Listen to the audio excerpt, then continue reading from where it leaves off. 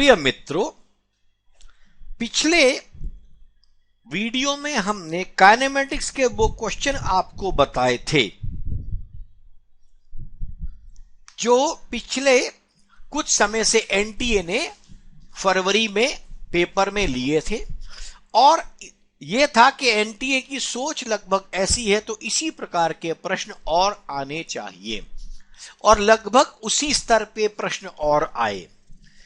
तो अब हमारे पास उसी फरवरी के हम लोग अब डायनेमिक्स के क्वेश्चन अब आपके सामने पेश कर रहे हैं। डायनेमिक्स का मतलब क्या होता है? जहां पर आपको कॉज ऑफ मोशन यानी फोर्स का कारण पढ़ने का समय आ गया। फोर्स का कारण आएगा, एक्सेलरेशन का कारण आएगा फोर्स। तो जिसमें भी फोर्स, फ्रिक्शन इत्यादि आएंगे वो सब इस टॉपिक के डायनेमिक्स के क्वेश्चन कहलाएंगे। आइए अब हम डायनेमिक्स के क्वेश्चन पर चलते हैं। आइए पहला प्रश्न देखिए। इन प्रश्नों को करने का मैं आपको पहले भी तरीका बता चुका हूं। सबसे पहले प्रश्न देखिए, उसको पॉज कर दीजिए। यदि आपको आता है तो करिए, नहीं आता तो फिर भी सोचने के लिए बुद्धि का प्रयोग करें, कुछ सोचें। और यदि आ गया तो करना शुरू कर दीजिए, यदि नहीं आया तो फिर मैं उसको थोड़ी देर में एक्सप्लेन करता हूं पॉज के बाद, जो लोग कर पाए उनके बाद। और जब वो एक्सप्लेनेशन आपको यदि समझ आ जाए तो उस एक्सप्लेनेशन के बाद कर दीजिए। यदि उसके उपरांत भी ना हो तो आप मेरा पूरा सॉल्यूशन देख सकते हैं। इसको आप हमेशा दिमाग में रखें। और क्या पाया गया कि डायनेमिक्स के इस बार अधिकांश प्रश्न ऐसे पूछे गए थे जिसमें विकल्प यानी ऑप्शंस नहीं दी गई थी, आपको डिजिट्स की तरह भरना था। तो पहला काम करें, प्रश्न पढ़ें। चलिए, जिन्होंने पढ़ लिया उन्हें शुरुआत करनी चाहिए। जिन्होंने पढ़कर नहीं समझा वो इस बात को याद रखें, ये हमारे पास डायनामिक्स की पुस्तक, जो हमारे पास एनसीईआरटी की पुस्तक है, उसके आखिर के 3-4 प्रश्नों में एक ऐसा प्रश्न ब्लॉक रखकर भी हमारे पास आ चुका है, 4-5 प्रश्न पहले, जिसको हमने जो अपने वीडियो मैंने दिए हैं एनसीईआरटी सॉल्व्ड में, उसमें दिया है। तो अब आप देखिए इन सारी चीजों को, जिनको समझ नहीं आया वो बात करें। अब सुनिए, एक ब्लॉक है, एक रफ दीवार है, उस पर रखा गया। तो अब वो कहता है कि ब्लॉक दीवार को एडहेयर करे, मतलब रुक जाए, it should stop at the wall. Which force is causing it to come down? That is mg। That means the only force, ऐसी फोर्स जो चाहिए जो उसको रोक सके, शुड बी अपवर्ड, क्योंकि mg आपको पता है हमेशा डाउनवर्ड काम करेगी। तो अपवर्ड फोर्स लग चाहिए, और वो फ्रिक्शन की वजह से होगी। तो फ्रिक्शनल फोर्स होती है म्यू टाइम्स n। अब वर्टिकल वाला सिस्टम है, वर्टिकल दीवार है, तो n कहां से आएगा? नॉर्मल रिएक्शन कहां से आएगी? वो आपके द्वारा लगाई हुई हॉरिजॉन्टल फोर्स से लगेगी, क्योंकि आपको पता है normal reaction is perpendicular to the surface, और यहां पर सरफेस वर्टिकल है, तो हॉरिजॉन्टल फोर्स जो आप लगाएंगे वही नॉर्मल रिएक्शन को जन्म देगी, और उसी की वजह से लगने वाले नॉर्मल रिएक्शन से म्यू n को आप निकाल लेंगे। जिनको अब समझ आ चुका है वो अब कर लें, और जिनको अभी भी नहीं आया वो अब धीरे धीरे सॉल्यूशन देखें। ये देखिए, मैं आपके सामने एक फ्री बॉडी डायग्राम बनाऊंगा जिससे आप इसको समझ सकेंगे।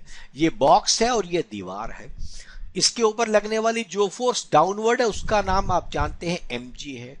अब ऊपर की तरफ फोर्स हमारी फ्रिक्शन लगनी चाहिए, लेकिन उसके लिए नॉर्मल रिएक्शन कहां से आएगा? ये देखिए, ये आपने लगाई फोर्स, और क्योंकि ये बॉडी कहीं गई नहीं, वर्टिकल फ्लोर मतलब दीवार हिली नहीं है, तो इतनी ही मेरे पास नॉर्मल रिएक्शन आएगी। अब म्यू एन मैं ऊपर की तरफ लगा दूंगा, तो इस समय मेरे पास कंडीशन क्या आ जाएगी? जब मेरे पास म्यू एन एम जी के बराबर हो जाएगा, उतनी फोर्स लगाने के बाद ब्लॉक या बुक जो भी रखे आपने ब्लॉक वहीं का वहीं रहेगा। आइए सॉल्व कर देती हैं।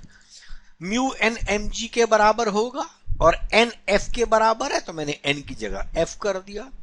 अब एफ क्या आ जाएगा, एम जी अपॉन म्यू। ये देखिए अब म्यू क्या है आपके पास 0.2 है, एम कितना है 0.5 है, जी कितना है 10 है। सबकी वैल्यू आप सब्स्टिट्यूट कर दे, 0.5 इंटू 10 डिवाइड बाई 0.5।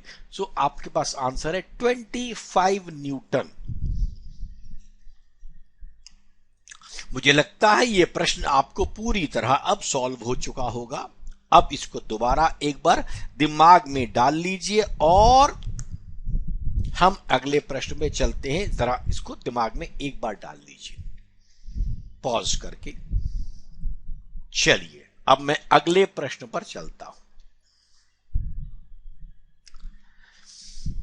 बिल्कुल इत्मीनान से यह प्रश्न पढ़ें।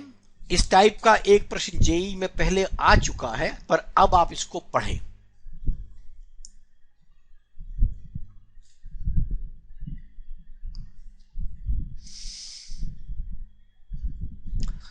ये डायग्राम क्योंकि क्वेश्चन में दिया गया था, इसके लिए मैंने डायग्राम यहां बना दिया है।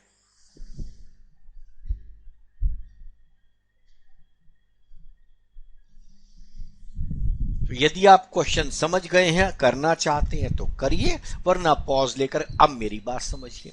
है क्या, इसके पास इस बॉडी पर एक mg है डाउनवर्ड और इसका एक फ्रिक्शन है, और दूसरी फोर्स जो मैं लगा रहा हूं वो थोड़ी टेढ़ी है, making 60 degree with the horizontal है। अब जो 60 degree with the horizontal force है उसके मैं दो कंपोनेंट करूंगा, एक mg के साथ जुड़ जाएगा और एक कंपोनेंट फ्रिक्शन को अपोज करने के काम आएगा। तो पहली बात यह है, जो mg के साथ जुड़ जाएगा उसकी वजह से नॉर्मल रिएक्शन बढ़ जाएगी। अब नॉर्मल रिएक्शन बढ़ जाएगी तो म्यू इंटू एन भी बढ़ जाएगा। तो फ्रिक्शनल फोर्स और हमारे पास दूसरी फोर्स जो इसको चलाएगी, माने जो एक्सटर्नल फोर्स मैंने लगानी है जिसको इसने नाम 3x का दिया है, तो 3x cos 60 वाली वो फोर्स होगी जो चला रही है, चलाने वाली फोर्स, और उसको मैंने बैलेंस कर देना क्योंकि क्रिटिकल फोर्स चाहिए, डज नॉट मूव चाहिए। तो मतलब जस्ट बराबर करके हम फिजिक्स में निकालेंगे। जिनको समझ आ चुका हो इस क्वेश्चन को करना शुरू करें।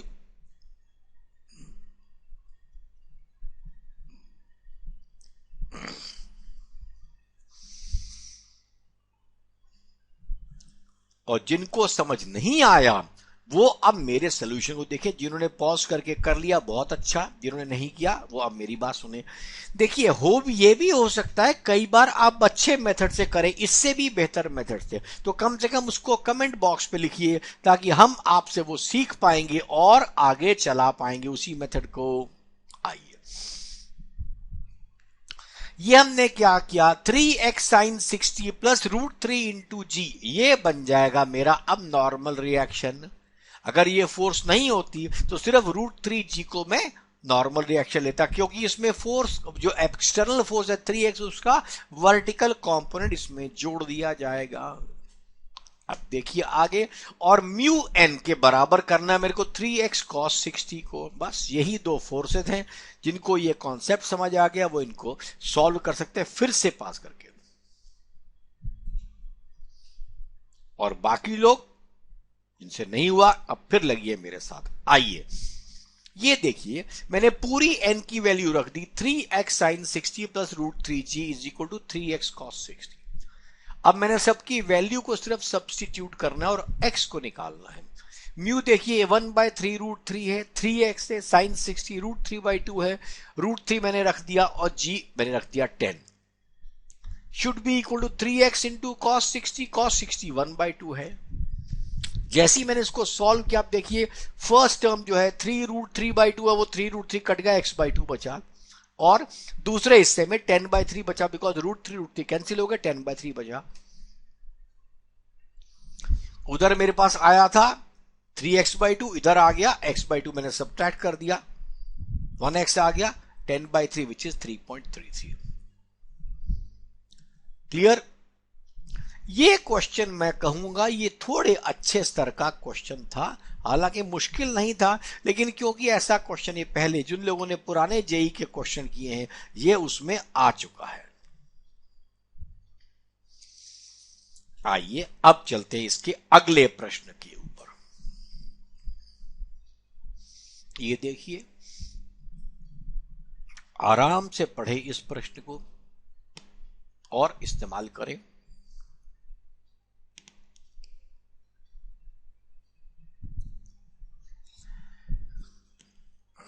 आइए, एक 60 किलो का बंदा है, वो एक वेइंग मशीन की लिफ्ट पर बैठा हुआ है, लिफ्ट नीचे चल रही है, बस यही है हमारे पास। आपको दिखाना है कि लिफ्ट पे रीडिंग क्या है।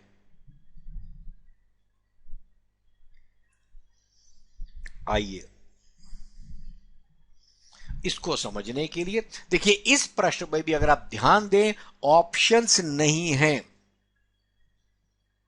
इसमें भी आप ध्यान दें ऑप्शंस नहीं है, आपको आंसर ही निकालने का काम करना है। ये लीजिए,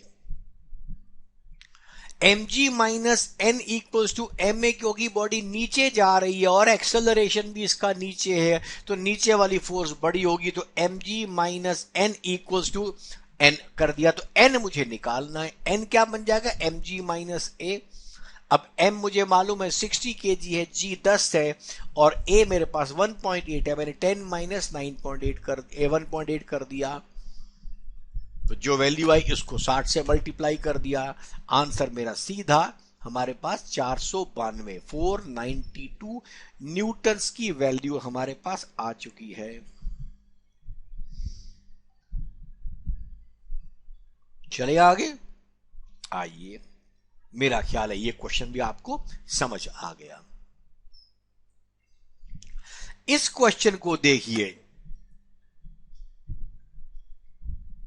अब हमारे पास क्या है, दो मासेज हैं ए और बी लगे हुए हैं स्प्रिंग से, और ये कहता है कि ए मास स्प्रिंग से दूर जा रहा है ए एक्सेलरेशन से।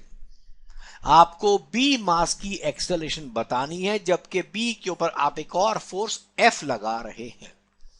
देखिए, स्प्रिंग का क्या प्रिंसिपल है?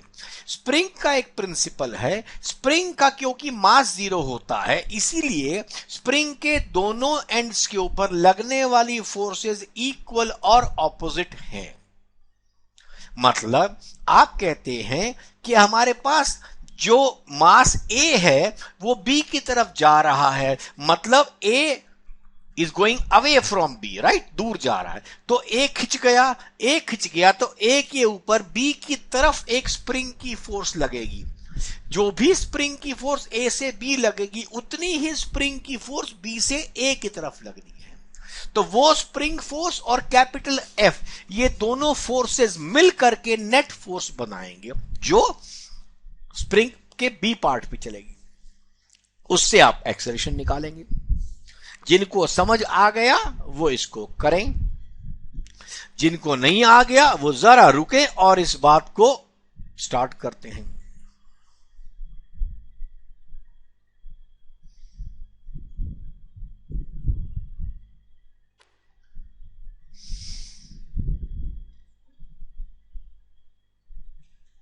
आइए अब इस क्वेश्चन को आपके सामने करते हैं। ये देखिए, ये मैंने ए मास बनाया, अब ए के ऊपर क्या बॉडी जा रही है राइट की तरफ, तो इसके ऊपर एक फोर्स कितनी है, एम ए, और स्प्रिंग की वजह से इस पर इतनी ही फोर्स और लगनी है, वो भी एम ए के बराबर।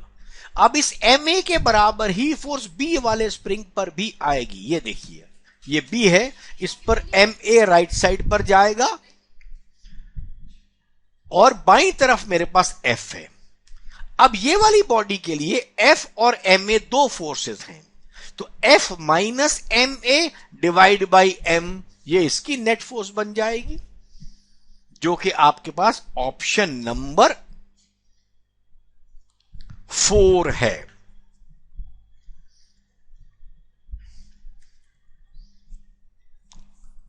चलिए ये क्वेश्चन अब जो आ रहा है ये थोड़ा टफ है। इस प्रकार का क्वेश्चन शायद कभी आया हो आईआईटी में, मुझे याद नहीं है, लेकिन थोड़ा टफ है। आराम से पढ़े इस क्वेश्चन को, वीडियो को पॉज करके।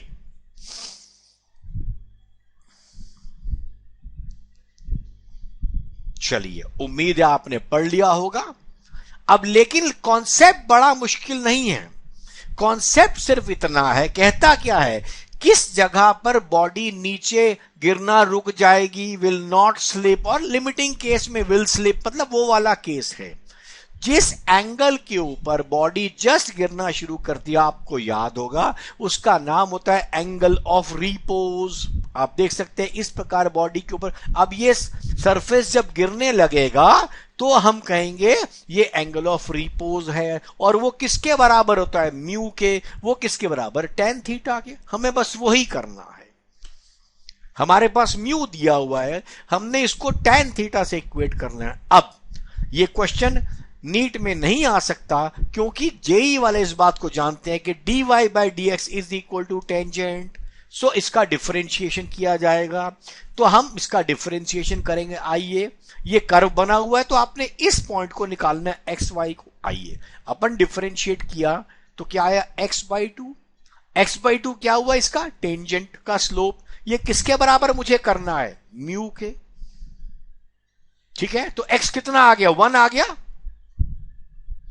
ये दोबारा लिख दिया, पता नहीं क्यों लिखा, चलो।